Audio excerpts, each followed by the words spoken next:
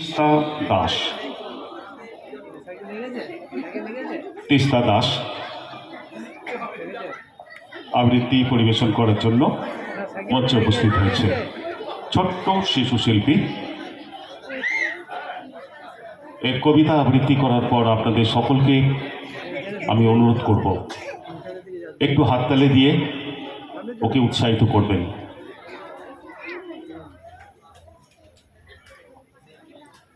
তিস্তা দাস।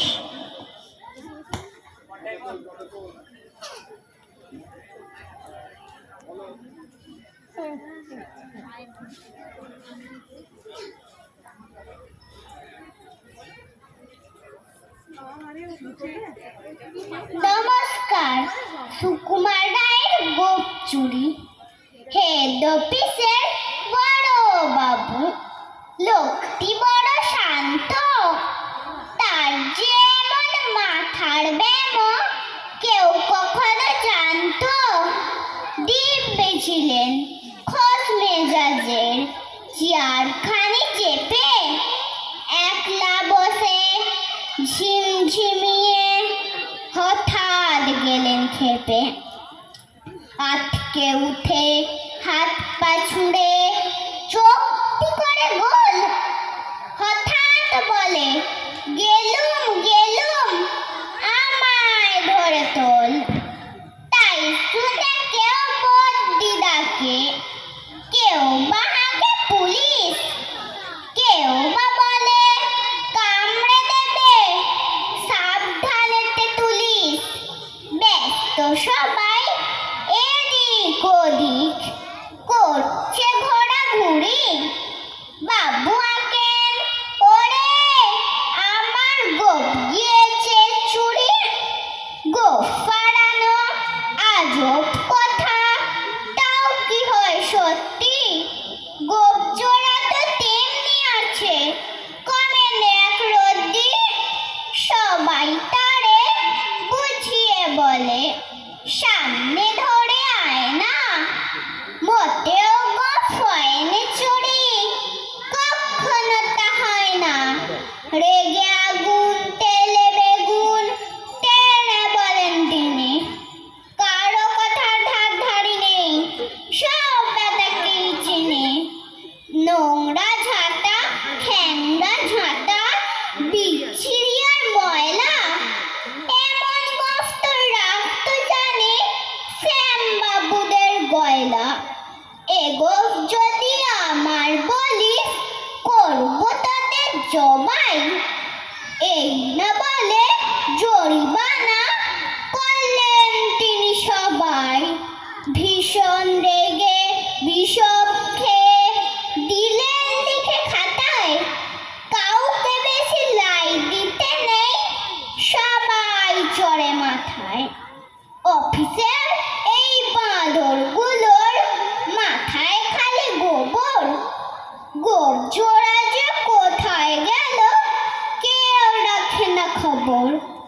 ইচ্ছে করে এই বেটাদের গোপ ধরে খুব নাচি, মুখ্যগুলোর মুন্ডু ধরে কোদাল দিয়ে চাঁচি। গোফকে বলে তোমার আমার, গোফ কি কারো কেনা? গোফের আমি গোফের তুমি, তাই দিয়ে যায় চেনা।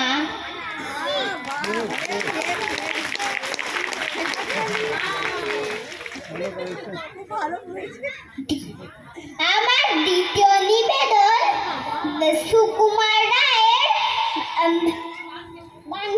ডানপিতে।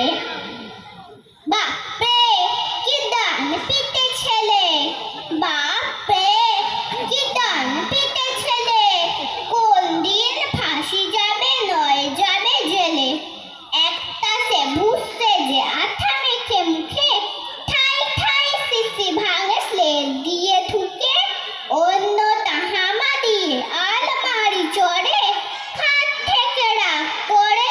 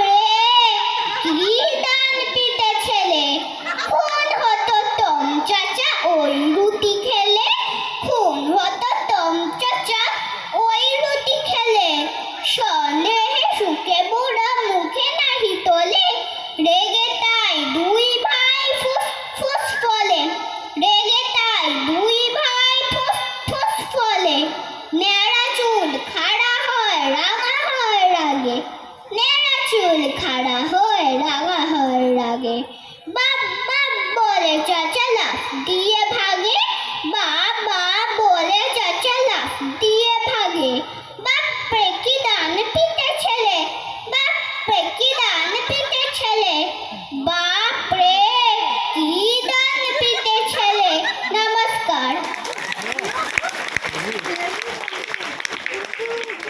খুব সুন্দর।